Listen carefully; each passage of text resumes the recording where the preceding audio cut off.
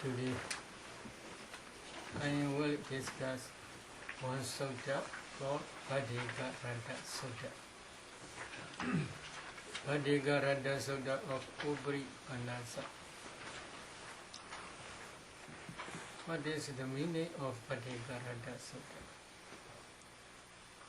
One who has a single exhaling night. Do you want to have a single exhaling night? Do you want? Okay, we will discuss about this. Maybe Buddha was, at that time Buddha was dwelling in Jetavana Vihara at Savatthi. He said this Dhamma. There are many misunderstandings about this Dhamma. So because of this reason, I want to explain that, especially two stanzas.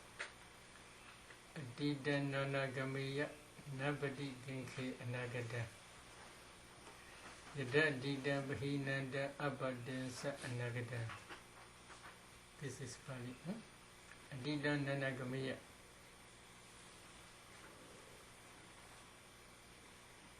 One should not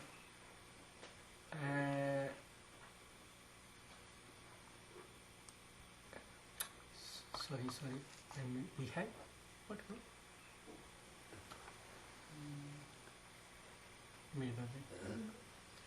One should not follow after after the past. Why? The past had been left behind.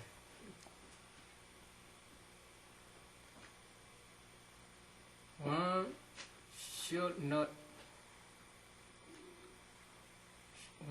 not make hopes upon the future. One should not create hopes upon the future, because future had not yet reached. So this is the meaning of this stanza. One should not follow after the past. So they translate, one should not contemplate the past. Not true. What is the meaning? Adida nanagameya tanadedihi nanukichiya. You should not follow after the past with craving around you. What is the meaning? So Buddha explained the meaning of this stanza.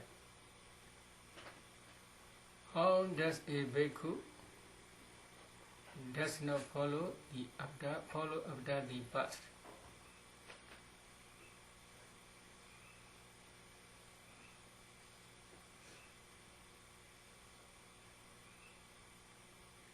He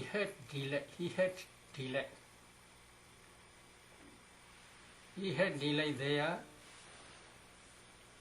thinking, I had such material form in the past, such feeling. I had such feeling in the past. I had such perception in the past. I had such formations in the past. I had such consciousness in the past. In this way, if we have delay or craving around you, then this is called he is following after the past. So if you have attachment or craving to the past five aggregates, then you have attachment. If you are following after the past, we can say you are following after the past aggregates. So past aggregates are already left behind, already passed away. So you should not have delight in the past aggregates. You should not have craving for the past aggregates. not to have craving, not to have delight in the past aggregates, how you should try. I want to explain later. In the same way,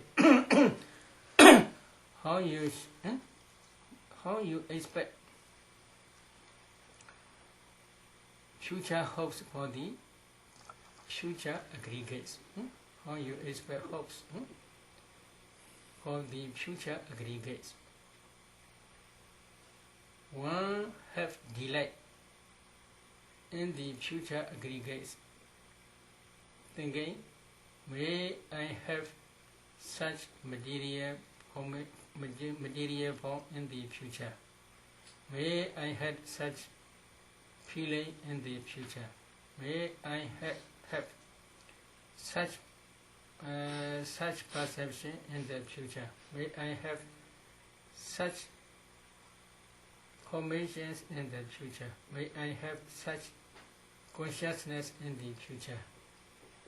In this way, if you have expecting with delight for the future aggregates, then this is, we can say, you are expecting for future. You have a lot of hopes for future aggregates. So, if you have delight for future existence, that delight is another word, craving or attachment with wrong view. How craving wrong view rise? If you perceive future aggregates as I or as mine, then this is craving wrong view. If you have attachment for future aggregates, may I be such and such person in the future existence. May I become a woman, such and such woman. May I become a bhikkhu, may I become a bhikkhuni. In this way, if you have expectations or attachment to future aggregates, then we can say you are expecting for future. So you should not expect for future. Not to expect for future, how you should contemplate. I will explain later. Another stanza there is Pichopanin cha yodaman tata tata vipassati Asan hira asan kopantan vida manu vyuhaye. Pichopanin cha yodaman, present 5 aggregates. Present 5 aggregates, there are present 5 aggregates. These 5 aggregates you must contemplate nature, dukkha, and anatta, etc. Where? Everywhere. Or every mind moment, every material moment. And when you are contemplating these 5 aggregates as nature, dukkha, anatta, etc., you should try to see according to their own situation. What is situation? I had already explained. Materiality rises as a kalabha. In each kalabha, if you analyze, at least there are 8 types of materiality: earth element, water element, fire element, wind element, color, odor, flavor, nutrient, depth, etc. So materiality rises as a group. This is called Dhamma Pauncha. Dhamma Pauncha means the Dhammas arise not single, as a group only. In the same way, mentality also arises as a group, not single, not one by one. Moment by moment, materialities may be rise, but in each mind moment, at least there must be 8 types of mental factors. In some cases, such as Pajjana Dhamma, there are 34 mental factors. When you are contemplating these Nama Dhammas, you should try to see these ultimate mentalities as a group. You should not contemplate them only one. Because if there are 8 mental factors, you should try these 8 mental factors as anicca, dukkha, anatta. If there are 34 mental factors in each mind movement, then you should contemplate them as anicca, dukkha, anatta altogether. But you can separately, one by one, also you can contemplate. But you must try up to 34 mental factors, or 8 factors, etc. So, when you are contemplating in this way, that contemplation is called insight knowledge, vipassana. Again, you must also contemplate that vipassana insight as anicca, dukkha, anatta. So here 5 aggregates. These 5 aggregates you must contemplate as anicca, dukkha, anatta. This is one type of insight knowledge. That insight knowledge again you must contemplate as anicca, dukkha, anatta. This is called pati vipassana. What is the meaning? The meaning means here there are 5 aggregates: material, the aggregate of materiality, the aggregate of feeling, perception, formations, and consciousness. One by one you can contemplate. For example, if you contemplate materiality aggregate as anicca, then that anicca insight knowledge also you must contemplate again as anicca or dukkha and anatta, etc. In this way, you must do both. Why? Sometimes some meditators, when they are contemplating as anicca or dukkha or anatta, sometimes their insight become very sharp.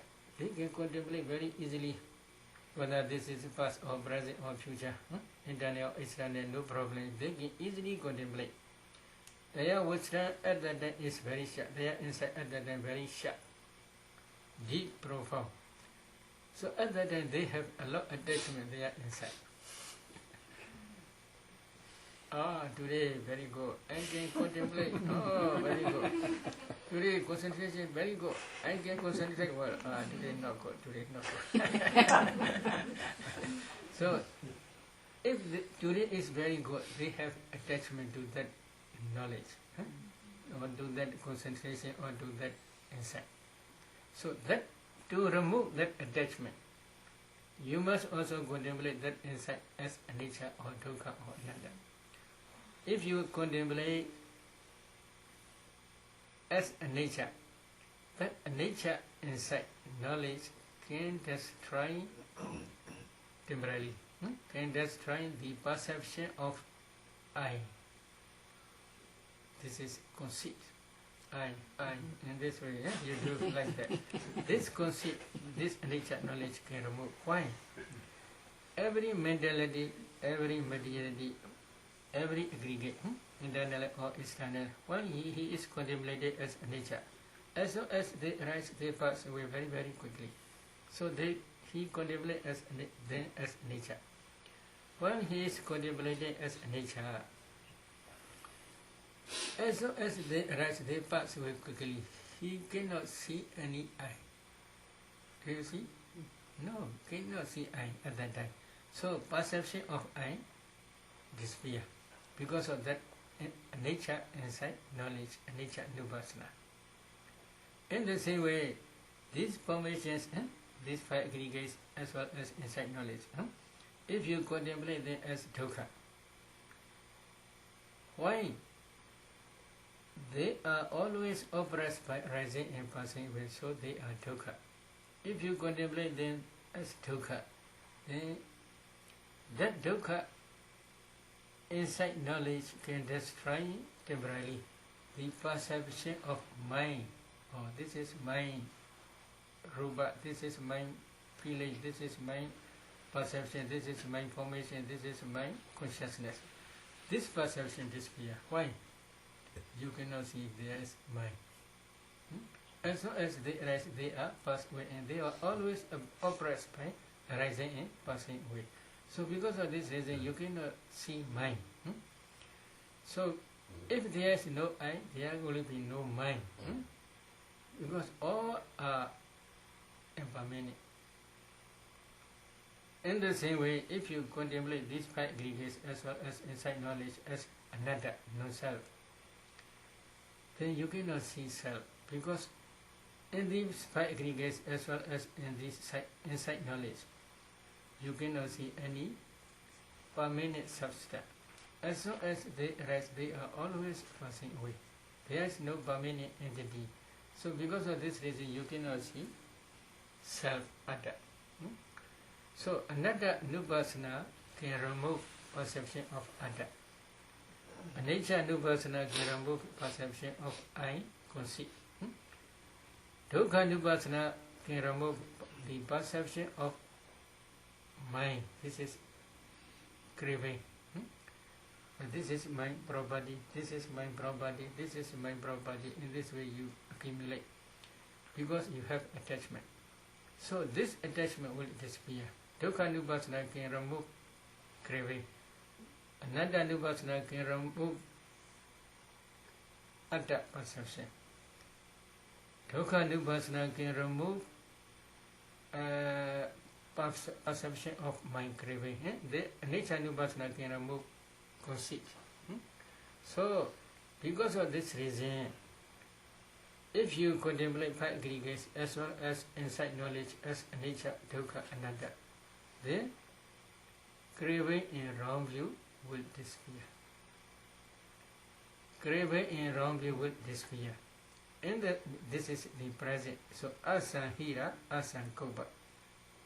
Craving in wrong view cannot overcome this insight knowledge as well as these five aggregates.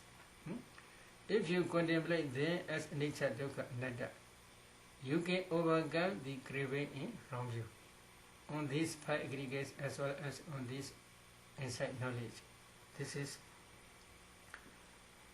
if you want to remove this train craving in wrong view, how you must try? You must contemplate these five aggregates as well as insight knowledge as anicca, dukkha, and anatta. Do you understand? In the same way, there are five past aggregates. Buddha teach not to follow after past aggregates by craving in deity. This meaning is, depending on past aggregates, you should not have craving in wrong view. You must remove craving in wrong view. How you should do? You must contemplate past aggregates also as anicca, dukkha, and anatta. If you contemplate past aggregates as anicca, dukkha, anatta, this craving in wrong view cannot arise, depending on past aggregates. In the same way, there are future five aggregates. You have many expectations, hopes for future five aggregates. These are tanha, craving in wrong view. If you want to destroy this craving in wrong view, how you should try? You must contemplate future aggregates also as anicca, dukkha, and anatta. If you contemplate these future aggregates as anicca, dukkha, and anatta, then perception of the craving in wrong view will be disappear. So, past aggregate, present aggregate, future aggregate. There are three. Three types. So, whether this is past aggregate or present aggregate or future aggregate, if you contemplate them as anicca, dukkha, anatta, the craving in wrong view will disappear.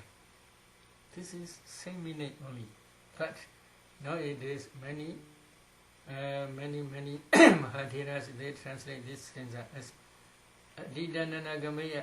You must not follow after the past aggregates.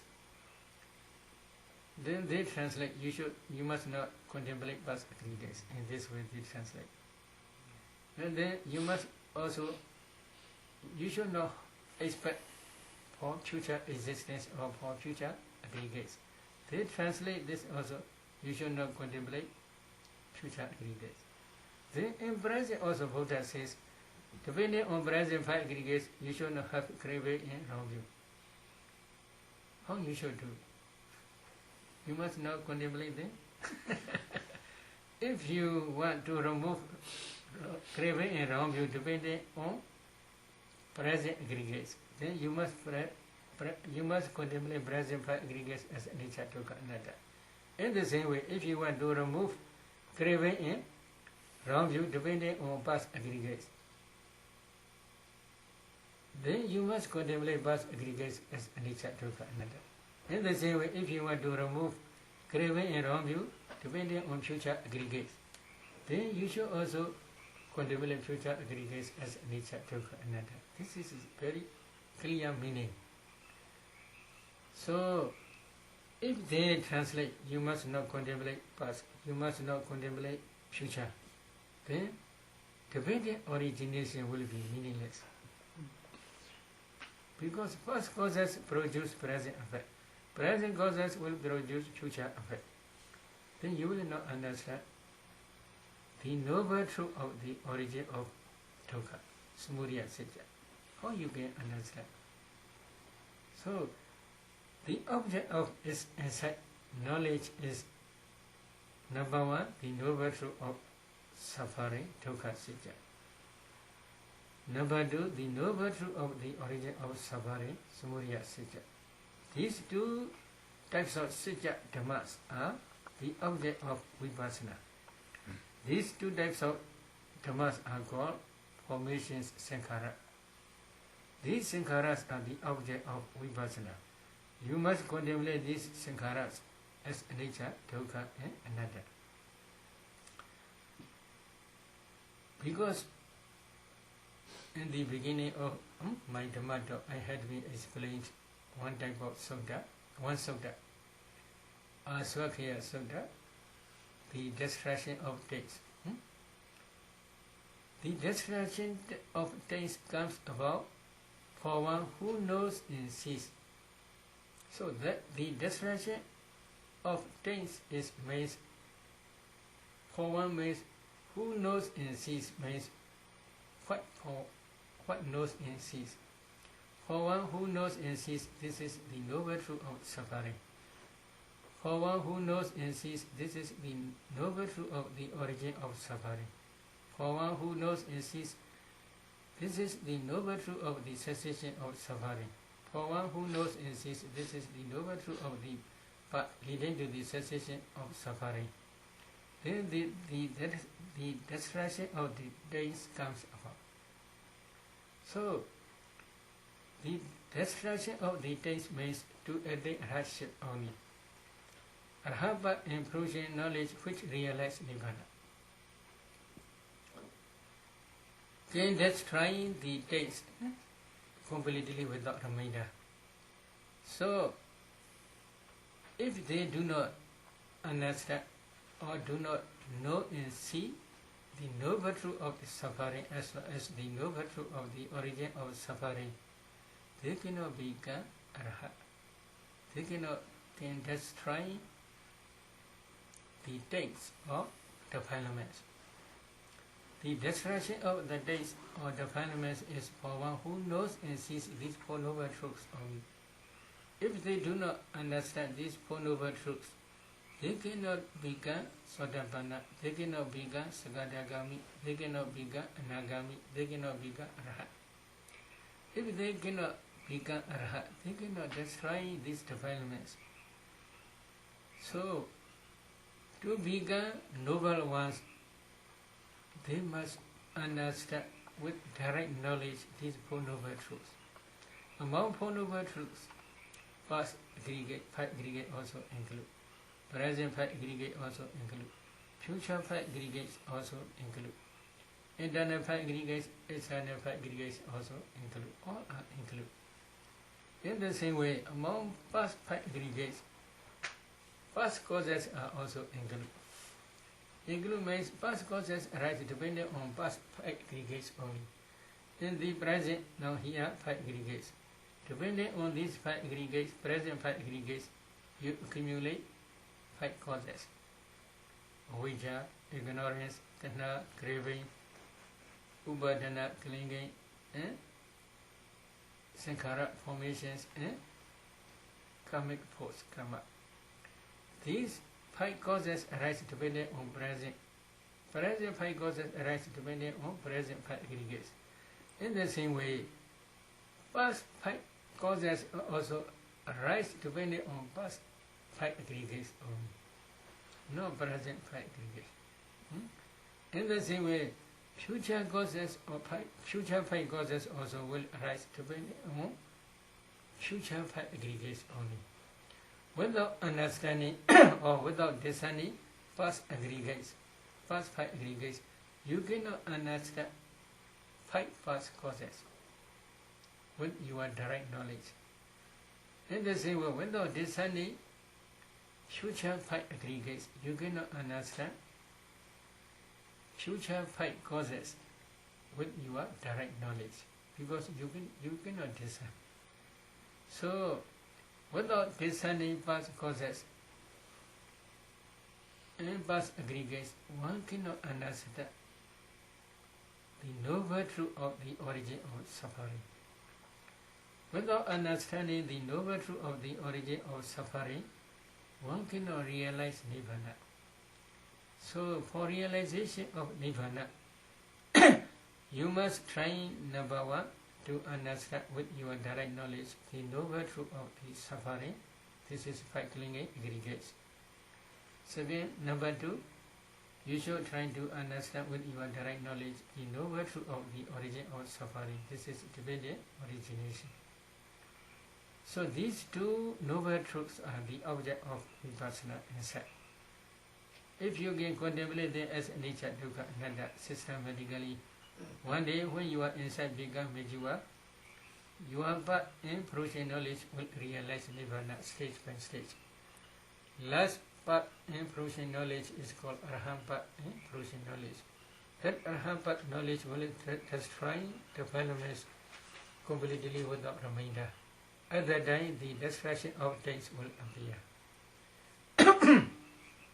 So, in this Bhattigarada Sutta, one is a single excellent sutta. Buddha never said not to contemplate past aggregates and future aggregates. Buddha says you must not follow after with craving in wrong view past aggregates. You must not expect future aggregates with craving in wrong view. You must try not to arise craving in wrong view depending on present aggregates. Only this way Buddha taught. So because of this reason, depending on past aggregates or present aggregates or future aggregates, if there is craving in wrong view, then you must contemplate these past aggregates, present aggregates, future aggregates as nature, dukkha, anatta, to remove this craving in wrong view only. This is one. So if you can contemplate these past five aggregates, present five aggregates, future five aggregates, internal five aggregates, external five aggregates as nature, dukkha, anatta, again you must also contemplate that nature insight knowledge as nature, dukkha, anatta again.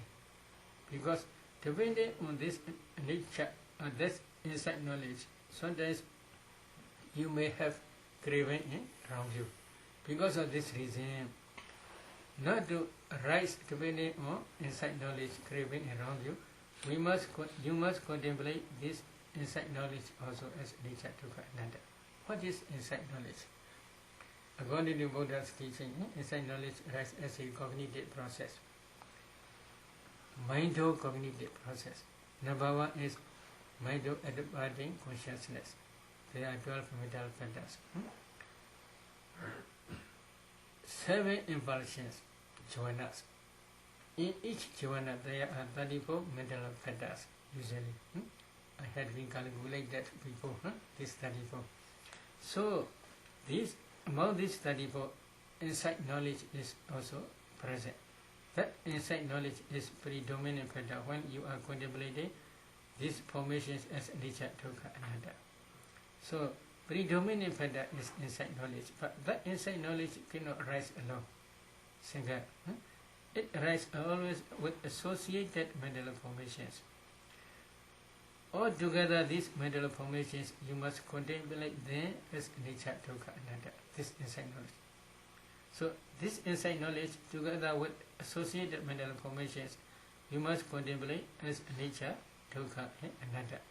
If you contemplate them Thus, insight knowledge cannot be destroyed or cannot be overcome by craving and wrong view. This is one meaning. Another meaning is Nibbana. Another meaning is Nibbana. While they are contemplating nature, dukkha, anatta in this way, one day their insight become mature. When their insight become mature, at the end of insight knowledge, path and fruition knowledge will arise. Path and fruition knowledge which realize Nibbana will arise. That path knowledge and fruition knowledge realize Nibbana. After realizing Nibbana again, you must try to attain fruition knowledge again and again. Fruition attainment. Fruition attainment again and again. Fruition attainment means after path knowledge, fruition knowledge appear. That fruition knowledge can realize Nibbana. In that Nibbana, there is no mentality, no materiality. This is object. But here path in fruition knowledge, which take Nibbana as object. Here path knowledge, there are that usually 37 mental form patterns. Fruition knowledge also saying there are 37 mental patterns. This 37 mental pattern means when you are contemplating five jhana dhammas, for example, as anicca, dukkha, anatta, other than if you realize Nibbana, then your path in fruition knowledge is associated with 37 mental patterns. 34 plus Samma vacha, Samma kammanta, Samma ajiva. 3. Right speech, right action, and right livelihood. 34 in these three together, all together there are 37 mental patterns. So, in this case, asahira, asankopan, tanvidam, nubhyuriye. That fruition attainment you must again try. Again trying that fruition attainment. Because in the Nibbana, the object of fruition attainment is Nibbana. In that Nibbana, there is no mentality, no materiality. Because of this reason, there is also no craving, no wrong view. Because craving and wrong view is two type of mentality. So, if there is completely no mentality, materiality, then craving and wrong view cannot be present in Nibbana. So, if you do in this way again, then that fruition knowledge, craving and clinging cannot overcome this fruition knowledge or this Nibbana. So, not to overcome by craving and clinging, you must try again that fruition attainment. This is another meaning. So in that sutta, Buddha explained only to contemplate past, present and future aggregates as nature, dukkha, anatta, not to arise craving and clinging only. Buddha never say two different words, two different teachings. You may understand. Second Samo, Anatta Lakkhana Sutta. 5 bhikkhus, 5 group of bhikkhus, Pichawagi bhikkhus. They contemplate these 11 types of 5 aggregates, past, present, future, internet, external, cross and central, inferior and superior, power and near. These 11 types of 5 aggregates they contemplate as nature, dukkha, anatta. Again. After attainment of Sotapanna.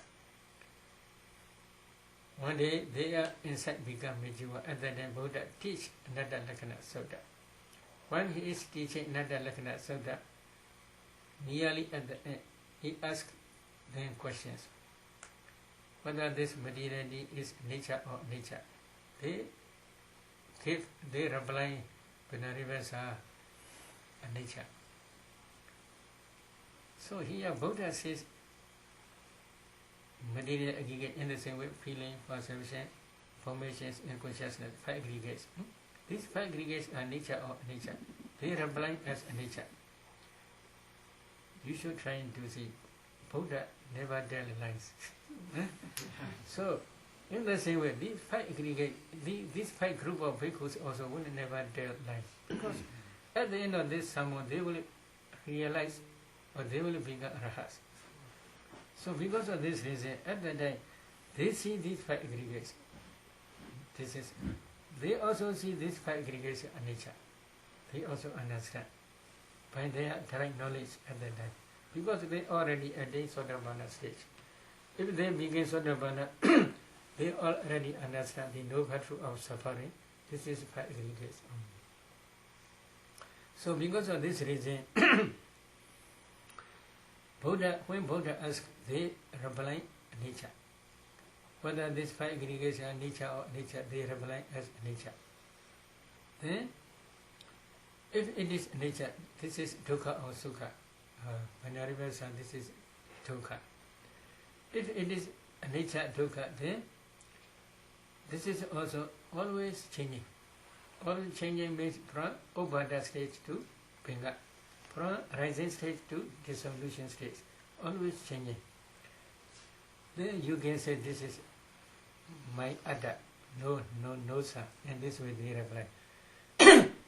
After this question and answer, Buddha gave the instruction how to contemplate vipassana.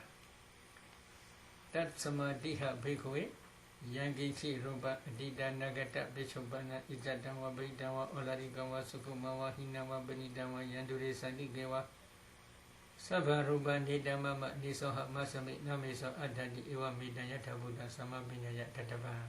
And this Buddha instruct.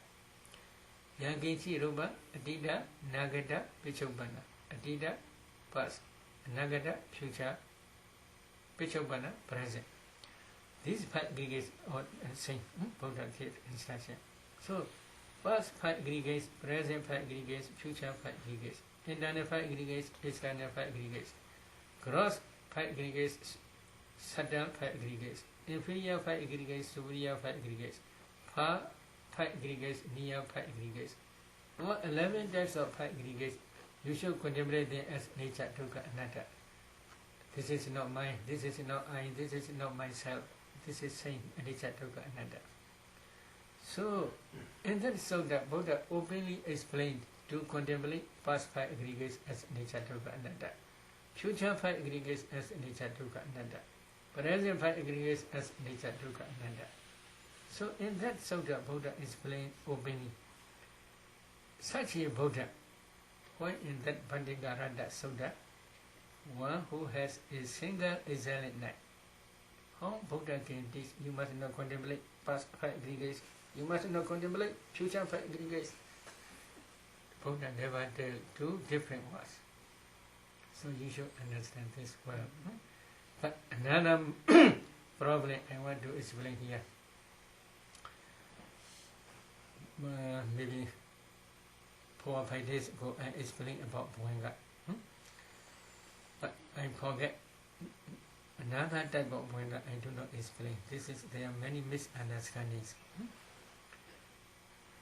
While they are practicing samatha or vipassana, when their concentration is not yet mature, especially in excess concentration stage, Bhuanga rise, mind state rise. For beginners, when this Bhuanga mind state rise, on that day I had explained, they shock, fear arise. But another type of problem also there. In the same way, while they are contemplating vipassana, at that time also, when they reach Sikharupaka Jnana stage, the knowledge of equanimity towards formations, at that time also, they have a lot equanimous mind to every formation. They don't care anything. They have no attachment. They have no longing, no expectation. All equanimous mind. At that time also, if they cannot maintain their concentration, they can easily fall down Bhuanga. So at that time, this is also another problem. But I want to explain here. When they fall into Bhuanga, some meditators, they think this may be cessation state or Nibbana. Why? At that time they feel some meditators feel, especially Samatha meditators, because they do not understand ultimate mentality, materiality and their causes. So at that time, they understand this mind state. If this mind state arises successfully for a long time, they think, oh, they know nothing at that time. They feel like that. They know nothing means this mind state do not take present object. For example, like Anapana Paribhaga Nimitta. That mind state do not take this present object. But that mind state take only past object. Past object means past in past like in line of death. One nimitta, one sign. Karma or karma nimitta or gri nimitta. Karma means wholesome karma. Karma nimitta means the sign of karma. Gri nimitta means destination, sign of destination. One of these three objects usually appear. That Goenka mindset take that object. But that Goenka mindset take that object, who understand? When they discern dependent origination up to the past life, at that time only they understand clearly this Goenka mindset realize past object only. But especially when they cannot analyze ultimate mentality and materiality, or when they cannot discern ultimate mentality, materiality, they do not understand that Goenka mindset. How many mental factors are there? They do not understand. Because they do not yet discern ultimate mentality, materiality. This is one reason. Another reason is they never discern dependent origination. So this ultimate mentality, materiality are five aggregates in other words. Same. Five aggregates in mentality means four mental aggregates. So this ultimate mentality, materiality and their causes, especially dependent origination, these two noble truths are the object of vipassana. Many meditators, they think, oh, Samakas, disciples of Buddhas, cannot see this ultimate mentality, materiality. This is their perception. Because of this perception, they do not try, they never try to understand this ultimate mentality and materiality. But they say they are trying vipassana. They may say only. They believe first is finished, left behind. So it is not necessary to discern past, to contemplate past. Future is not yet reached, not have yet reached. So because of this reason, it is not necessary to contemplate future, only present. If they practice present only, number one, they do not understand ultimate mentality, materiality at the present. Number two, they do not practice to understand dependent origination. So they do not know the noble truth of suffering, then the noble truth of the origin of suffering. These two are the object of insight knowledge. Without understanding these two types of noble truth, if they contemplate, if they try vipassana, their vipassana is only just superficial. So, at that time, when they practice anyway, usually samatha maybe, when they practice at that time, usually they fall into Goenka. But at that time, if they practice again, at the beginning stage only maybe they may shook a little bit. But later if they try again, then they can maintain this Goenka mindset for a long time. One example I will show in Burma, one Mahathira. He thinks one day we will die. If we die, we will not breathe. So there will be no. So lion dog, lion flag. He tried not to breathe. He do not understand ultimate mentality, materiality. He do not understand dependent origination. Just like dog, he tried not to breathe. They hope he forgot. He can stay this Goenka mindset about 48 hours, 2 days. completely. He can stay in that state because he practiced again. But he may say at that time he knows nothing because he do not understand ultimate materiality. He do not understand the object and subject. So because of this reason, his perception is this is real nirvana. But later, slowly, when he became older and older, he understands this is nothing. So he admits this is wrong view. He admits later. In the same way, there are many meditators when they are practicing any kamatana or any meditation subject. Sometimes when their concentration little bit improve, their mind usually fall into bhanga. If they can maintain this bhanga and they practice again, they can maintain this bhanga mostly for a long time. They think this is nirvana. So if they realize nirvana, it is not necessary to this ultimate mentality, materiality. This is very difficult. They reject. It is not necessary to win origination. This is not necessary because they realize nirvana. So in this way they make them. So this is another way of misunderstanding of bhanga. Okay, today I will stop here. Any question you can ask.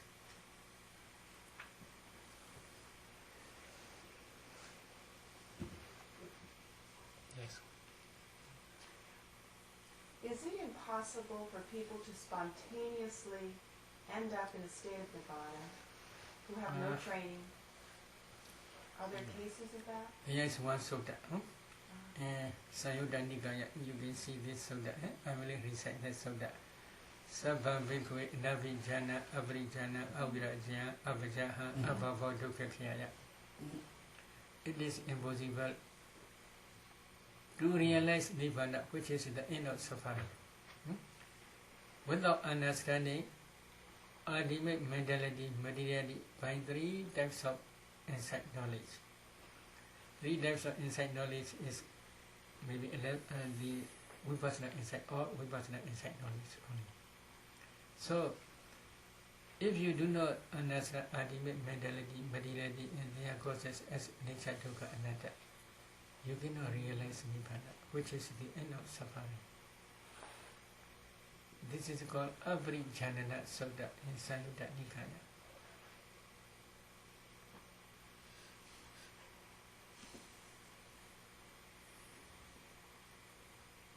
No question? I have it's probably a simple-minded question. Is the knowledge that one is still breathing, currently still breathing, is that a test that would suggest that you have not fallen into a bhavanga state? Yes, yes.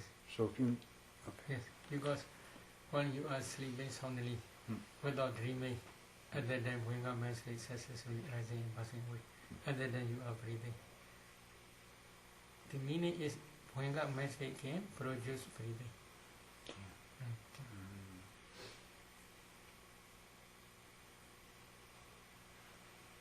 So you contemplate the insight knowledge as you anicca, dukkha, anatta, and then you see that, and then you contemplate that knowledge as also. Yes, maybe up to 10th, you can try. Up to 10th, for example, this is 5 aggregate. Yes. These 5 aggregates you must contemplate as nature, dukkha, anatta. That number one insight knowledge. That insight knowledge also you must again contemplate as nature, dukkha, anatta. Then that second knowledge, that insight knowledge also again you must contemplate nature, dukkha. Yes. That insight knowledge also you must contemplate nature. That. So up to 10th stage you can do. So it must become very quick. Very quick imagine and contemplate. So up to 10 you can do, but more than 10 is not necessary too much, because there are many formations you must contemplate as nature, dukkha, anatta.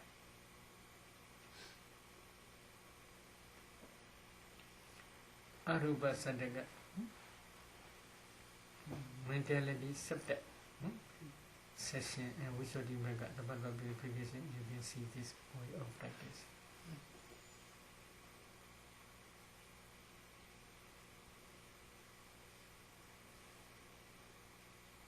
No question?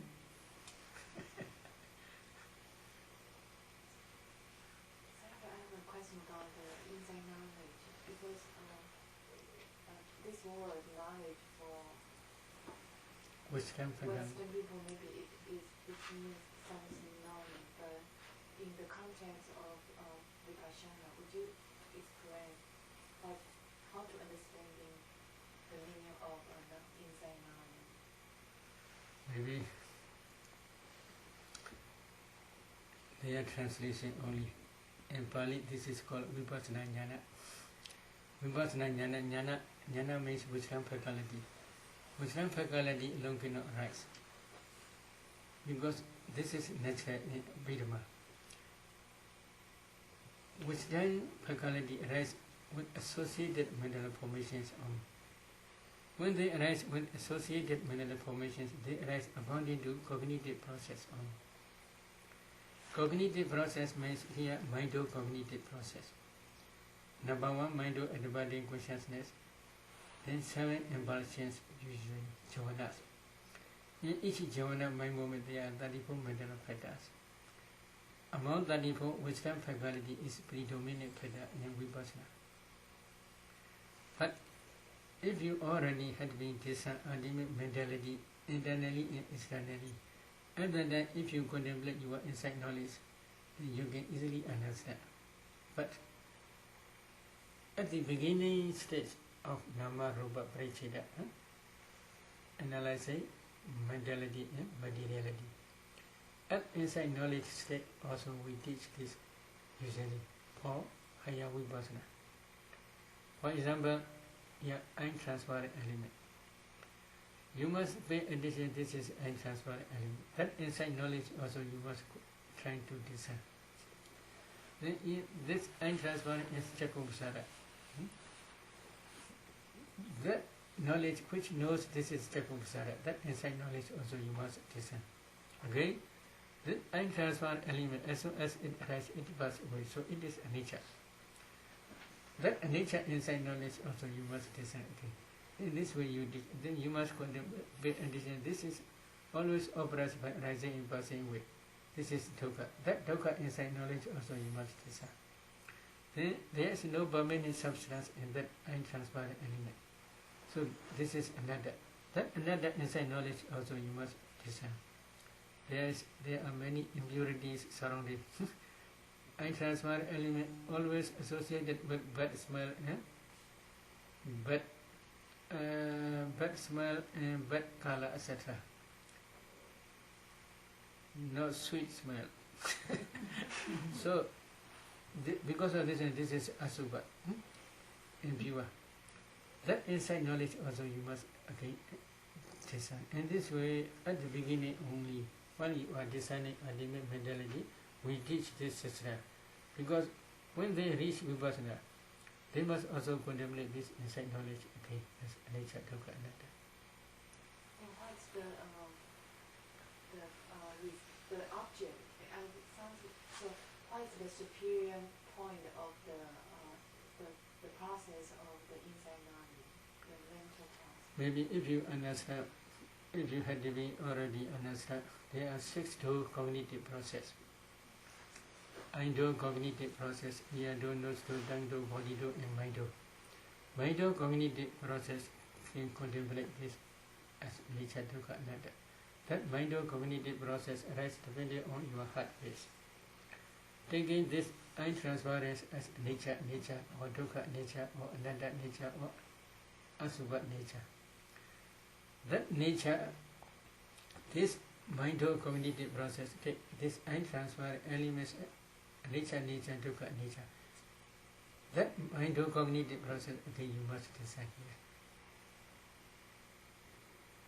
here. But if you can discern ultimate mentality thoroughly, you will understand. But if you do not yet discern, ultimate mentality. At that time, maybe just imagination. Maybe. What is meant by conformity knowledge? That stage in Vipassana? Maybe this is last stage. Last stage is means after Sankharupaka. Sankharupaka knowledge. The knowledge of equanimity, dual formations, become Vijiva and Vijiva. At that time, nearly part knowledge will arise. At that time, this conformity knowledge appear. Because this is confirmed previous insight knowledge as well as coming part knowledge.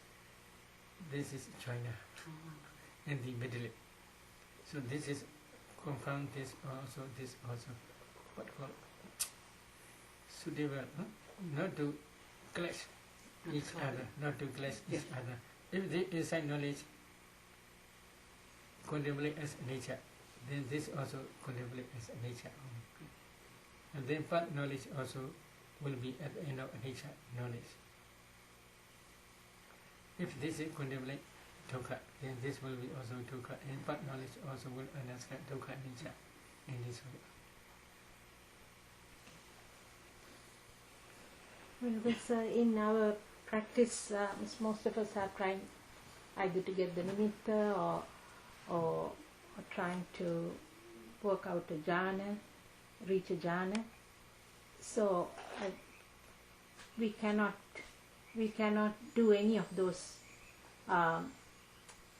processes that you are describing right now, because we have to keep, except for maybe the bhavanga.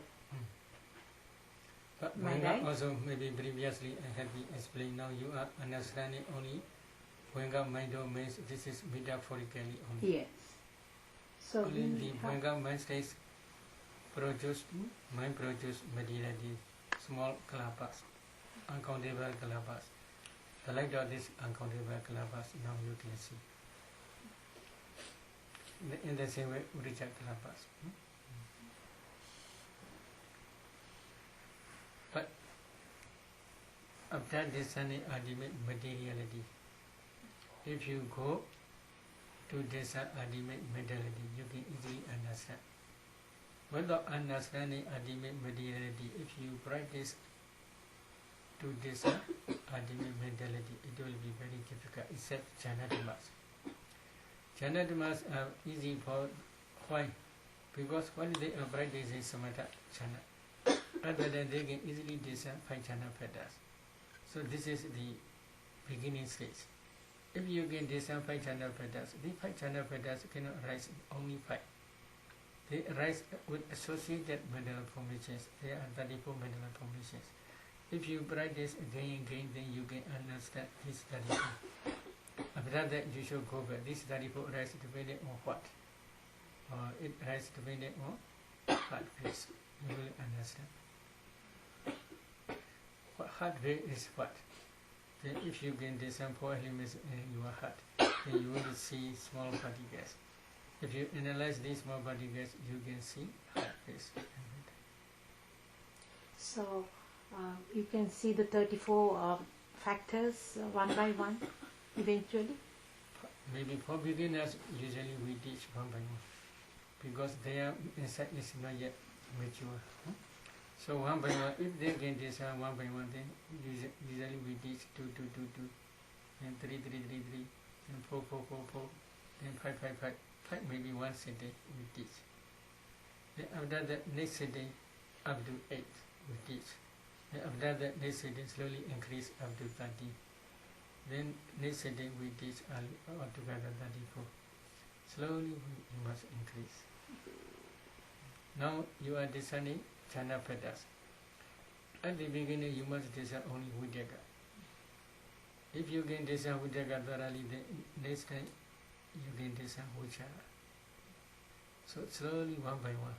If you can discern one by one, then please try 5 together. Then you can see clearly 5 together. In the same way only.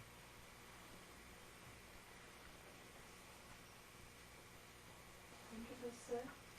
I don't know whether I remember right.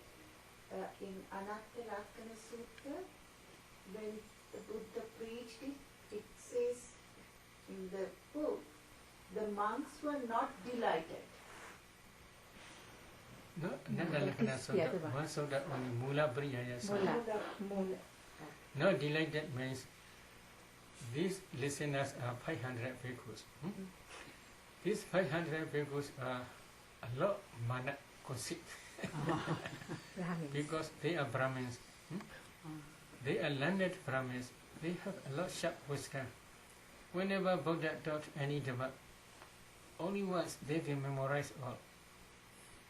So because of this reason, not difficult his Dhammas. Very easy, we can learn easily. In this way they do not pay respect to the Buddha. But one day Buddha trying to see their inner quality. Buddha saw, they can become arahats. But without removing this conceit, mana, they cannot attain arahantship. But if they can remove this conceit, mana, then they can attain arahantship. So Buddha, because of this reason, Buddha preached Mula Priyaya Sutta. After listening Mula Priyaya Sutta, they do not understand the Dhamma. So they are, at that day, their conceit a little bit decreased.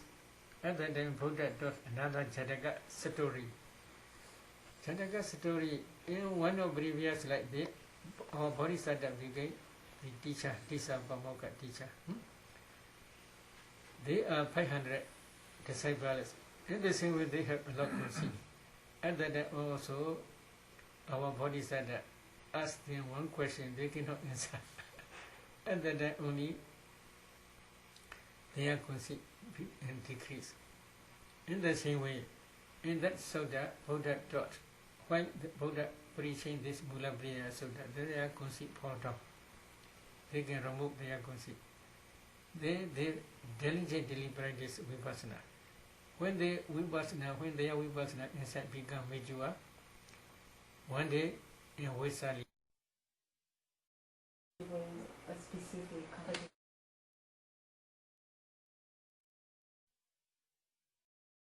Sadhu, with regards to this Bhavanga, in some tradition it's taught that this absorption on this Bhavanga mind state should be cultivated by the Bodhisattva at the point at which he attains Sankhara Upekkhañāna and doesn't wish to enter into Nibbana. So that upon death, they call this Rigpa, he can recognize this state at death and therefore bring to mind whatever his intention is for his rebirth. Bodhisattvas are not like that. Bodhisattvas always contemplate ultimate mentality, materiality as nature, dukkha, anatta, abhidha sankhara upekkhañāna stage. But now this Vanga state, they do not contemplate ultimate mentality, materiality, reality. Yeah, but once they've attained Sankhara Upekkhañāna, they don't wish Maybe to go I further. want to explain this. If they don't want to go to beyond Sankhara upekkhañāna stage, what happened? I had been experienced many meditators. They had happened is they are wish for Saviññutta Jnana. That wishing for Saviññutta Jnana appear in that time. Okay. Because of this reason, they have no desire to go on. They want to become Buddha only. To be Buddha, that desire, what desire?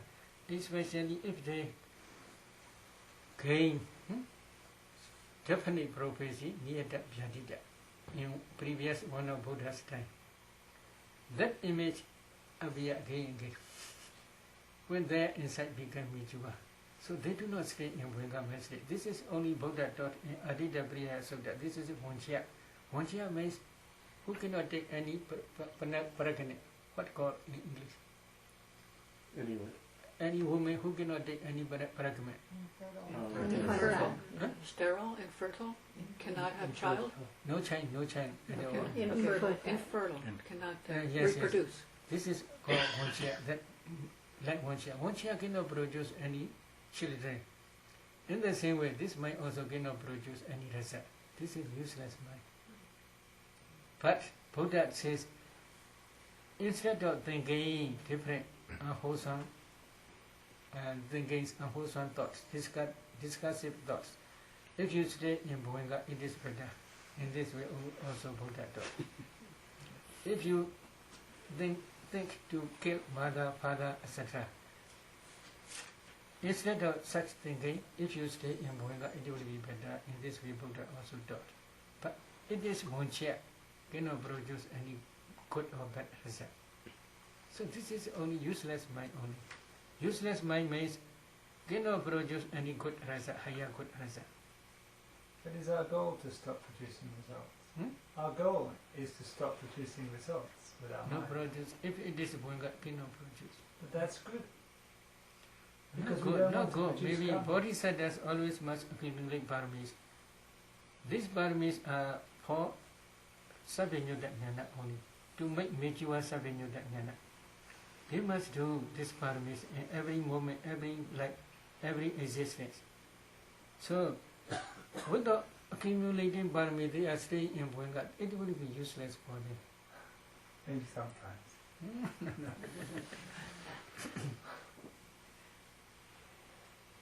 In last night's Dhamma talk, talking about the difference between Mahayana and Theravada with conditioned and Nibbana. This is Theravadan view. The Mahayana, which is that the unconditioned is responsible for the conditioned. In other words, Nibbana is samsara, samsara is Nibbana. I had heard this said before, not last night, you didn't say that, but could you perhaps talk a little bit about? Maybe I do not understand about Mahayana. So I cannot say exactly, but I heard pure land. But what is pure land? Maybe some Mahayana Mahatheras, they also practice samatha, or maybe partially vipassana, or I don't know exactly. But their samatha also powerful. They can see some mentions and things. So especially in our Theravada Buddhism, there is one interesting point, is pure abode. Pure abode means the Sutta Vasa. Sutta Vasa means Sutta is pure persons. Pure means only Anagami and Arahat. They can stay in that five planes. Occasionally, for a long time, there are no Buddhas. Maybe their lifespan is only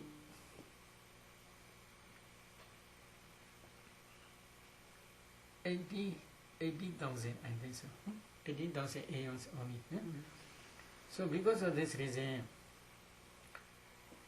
many aeons Buddha never appear. There are no Brahmas. This plane become empty. That pure abode become empty. So they may see this pure abode and then so when their samatha inside become very powerful, that pure abode and they may misunderstand and the pureness. Because this is very pure. I think so only, but I do not understand Mahayana idea completely. But Nibbana Nibbana is very different. Very different means they may see here maybe, for example, missions, small, very big gates. Then Brahmas are very big. Brahmas, their body is very big. Their missions are very big, not like this meditation hall. Because, for example, Gadigara. Gadigara is one of the disciples of Kasva Buddha. He is friend of our Bodhisattva in Kasva Buddha's time. So he always looked down his friend Jodhipala. One day will become Buddha. When will he renounce? He always waiting about see. One day our Bodhisattva renounced last night. Then when he reached Anoma beach, he offered ropes. Do you remember that story? Ropes. rope and balls. So that Katigara, when our body said that, raise up his what called outer cloth, what called? Yeah, lower cloth. And this again, if I really will become Buddha, this cloth not fall down to the ground.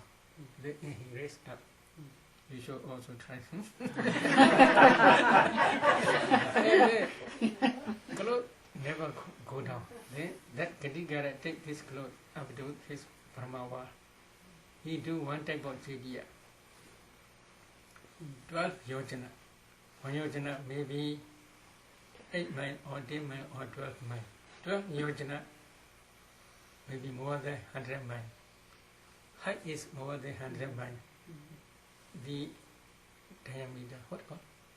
Maybe 100, more than 100 mile. Yeah. So how big you will understand?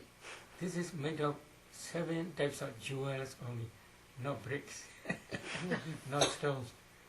So how big maybe? This is his donation. He can donate such a pagoda and the Brahmawa. So their missions may be bigger than like. So they may see and then so, but I'm not sure.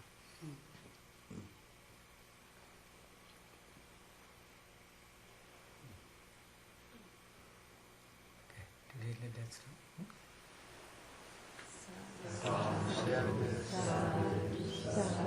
Oh, sharing merit. Okay, that's it. Okay, repeat. Idame punya asawakya wahahotu idame punya nibbanasa pacayo hodu idame punya sabba sadhana vajima Desabe Mesama Punya Baga Labandu Sadhu Sadhu Sadhu